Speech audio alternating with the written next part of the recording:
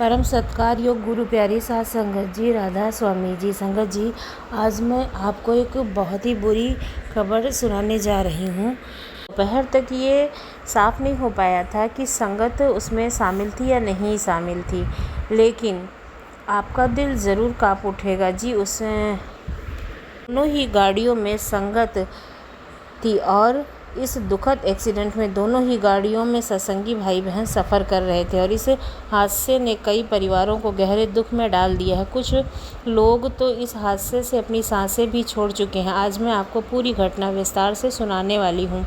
जी हाँ संगत जी, यह भी समझाएंगे कि आखिर इस तरह की दुर्घटनाएं क्यों होती हैं। इसके साथ यह भी बात करेंगे कि जब हम ब्यास या फिर कहीं भी यात्रा पर निकलें तो कौन सी बातों का बेहद ही ध्यान रखें ताकि ऐसे हादसों से खुद को और दूसरों को बचा सकें। आज सुबह एक पिकअप गाड़ी और एक कार के बीच बहुत बड़ा एक्सीडेंट हो गया जी। उसमें जान माल का बहुत बड़ा नुकसान हुआ है। कई बार कोई वजह बन जाती है और कई बार कोई छोटी सी चूक बहुत बड़ा नुकसान कर जाती है जी। आप सबसे हाथ जोड़कर विनती है कि चैनल को सब्सक्राइब ज़रूर कर लिया करें और अपने दोस्तों को साझा भी किया करें, जैसे उनको भी इन सारी घटनाओं की और इन सारी चीज़ों की जानकारी मिल सके। अक्सर संगत में एक पंक्ति सुनते हैं, कर्मों आपो अपनी के नेड़े के दूर, यानी अपने कर्मों का हिसाब किताब हमें पूरा करना ही पड़ता है। कबीर साहब ने भी इसी बात को अपनी वाणी में कहा है, कर्म मगध तारे न टरी, मतलब कर्मों की चाल कोई नहीं रोक सकता है। आज सुबह की ही बात है। दो गाड़ियां थी, एक छोटी पिकअप जिसे हम आमतौर पर छोटा हाथी कहते हैं और दूसरा एक साधारण कार थी। जो यह घटना उस जगह की है जहां ढिलावा की ओर बढ़ते हुए सड़क पहले 6 लाइन की होती थी।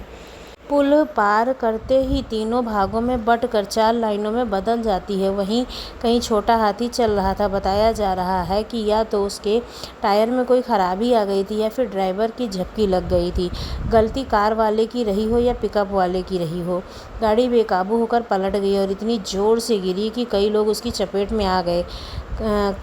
सांस में भी दिक्कत बताई जा रही है। इस हादसे में ब्यास जाने वाली संगत जी की हादसा होते ही कई घायल भाई बहनों को तुरंत ब्यास हॉस्पिटल में ले जाया गया। कुछ लोगों ने यहाँ तक बताया कि 3 रूहों ने इस हादसे में अपनी देह ही छोड़ दी है।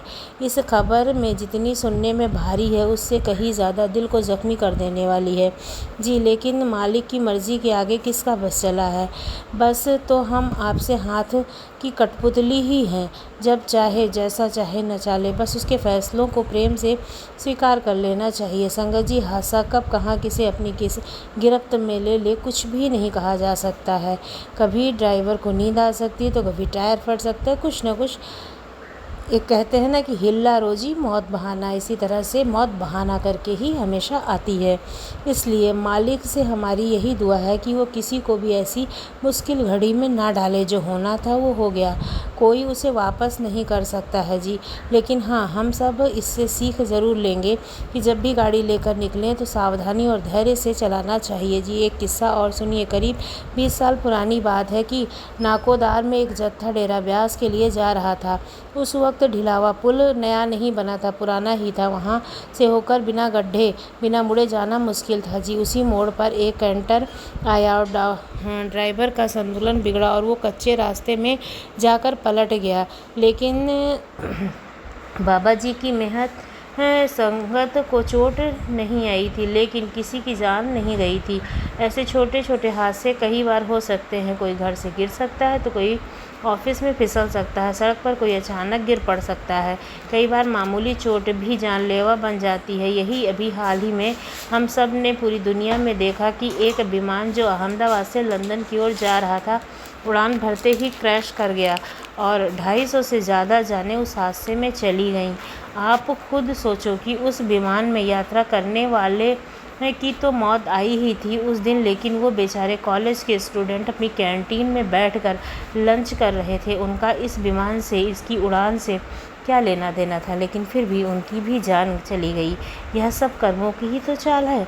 कबीर साहब इसलिए कहते हैं, कर्मगत तारे न टरी, मतलब जो होना लिखा है उसे रोका नहीं जा सकता। लेकिन इसका मतलब यह नहीं है कि हम लापरवाही को अपनी आदत बना लें और सब कुछ कर्मों के हवाले कर दें। हम अपनी तरह से पूरी एहतियात रखनी चाहिए जी। बाबा जी बार बार समझाते हैं कि अपने कर्मों से कोई भी भाग नहीं सकता, लेकिन अगर हम भजन सिमरन से जुड़े रहें तो यह बोझ हल्का ज़रूर हो सकता है जी। कर्मों जैसे बनते हैं, जो भी हम करते हैं, हमारा हर काम हमारे अगले कर्म बनाता है जी, वही आगे चलकर हमारी किस्मत कहलाता है। बाबा जी साफ कहते हैं, जो लिखा है वही मिलेगा, चाहे कोई कुछ भी कर ले। अच्छे कर्म होंगे तो किस्मत अच्छी हो जाएगी, बुरे कर्म होंगे तो किस्मत बुरी हो जाएगी। इंसान का जन्म और मृत्यु पहले से तय होता है। इंसान का अपनी मर्जी से जन्म ले सकता है और ना ही अपनी मर्जी से मर सकता है, लेकिन इस जन्म मरण के बीच का जो चक्र है, उस चक्र से इंसान अच्छे बुरे दोनों तरह के काम कर सकता है जी। मालिक ने यहाँ अपने कर्मों का हिसाब देने और अच्छे कर्म करने भेजा है, लेकिन फिर भी हम लोग जाने अनजाने में कर्म बना लेते हैं। आज हुए इस हादसे से किसे पता मालिक ने उन प्यारी आत्माओं के लिए क्या योजना बना रखी हो। शायद अपने अधूरे कर्मों को इसी बहाने पूरा कर गई। संगत जी, इस दुख भरी घड़ी में बस यही अरदास है कि मालिक उन रूहों को शांति दे और हमें समझ दे कि हम अपनी तरफ से कभी भी लापरवाही ना बरतें। आज के दौर में हम पढ़े लिखे होकर भी हर बात को तर्क की तराजू पर तोलने लगते हैं। दिमाग सवाल उठाता है, हर चीज़ के कारण ढूंढता है। इसलिए ही तो गुरुवाणी भी कहती है कि तोल अमोल सच कर बोल, यानी हर बात को सोच समझ कर ही तोल कर कहूँ। बाड़ी को जो मंजूर होता है वही होता है, वही आखिर में संभाल भी करता है जी। ब्यास हॉस्पिटल में भी अक्सर ऐसी घटनाएं देखने को मिल जाती हैं जी। ज़रूरी नहीं है कि हादसे सिर्फ डेरा आते जाते ही लोगों को हों, कई बार राह चलते भी कोई मुसीबत किसी को घेर लेती है जी। ऐसे वक्त में आसपास अगर कोई सबसे नज़दीक अस्पताल है तो वह प्यास ही होता है जी। ढील हवा या राया के आसपास अगर किसी का एक्सीडेंट हो जाए तो वो सबसे पहले लोग घायल को ब्यास हॉस्पिटल ही लेकर आते हैं। तो सोचिए, बाबा जी ने इस हॉस्पिटल को बनवाकर कितनी बड़ी सेवा सबके लिए खड़ी कर दी है। यह हॉस्पिटल हुजूर जी महाराज के समय से शुरू हुआ था और इसका नाम महाराज जगत सिंह जी के नाम पर रखा गया है। इलाज का खर्चा तो हर जगह आता है, पर फिर भी यहाँ बाकी जगहों से बहुत कम पैसे में इलाज हो जाता है। ब्यास हॉस्पिटल के करीब 20 किलोमीटर इलाके में जो भी संगत इलाज के लिए आती है, वे किफ़ायती इलाज मिलता है। यहाँ से डॉक्टर भी पढ़े लिखे, अनुभवी और सबसे बड़ी बात सेवा भाव से काम करने वाले हैं। कई बार ब्यास हॉस्पिटल की तरफ से संदेश भी आ जाता है कि किसी को खून की ज़रूरत है, बस तो फिर क्या, संगत को फ़ोन जाता है और संगत घरों से लोगों के बिना देरी किए पहुंच जाती है। और यही सेवा हमारे मन को झुकना सिखाती है। यही सेवा हमारे बस बात को और हमारे बाबा जी की रहमत और कृपा से पूरी होती है। कई लोग कह देते हैं, देखो डेरा जा रहा है तभी हादसा हो गया, लेकिन हकीकत यह है, यह सब कर्मों का खेल है जी। नुकसान तो घर में बैठे बैठे भी हो सकता है, हादसा कहीं भी किसी को भी पकड़ सकता है। क्या जब हम घर में होते हैं तो मालिक हमारे साथ नहीं होता है? मालिक तो हर जगह हमारे साथ है। असल में अगर हमने अपने सिर पर ही अपने पुराने कर्मों का बोझ लाद रखा है तो करीब मालिक चाह कर भी उसे मिटा नहीं सकता है। वो इतना ज़रूर कर सकता है कि हर बोझ को थोड़ा हल्का कर दे। बाबा जी कहते हैं कि मालिक के बहाने रहेंगे तो मालिक हमारे बड़े से बड़े कर्मों की सज़ा को सुई के नोक के बराबर कर देगा, लेकिन हिसाब देना तो हर हाल में पड़ेगा।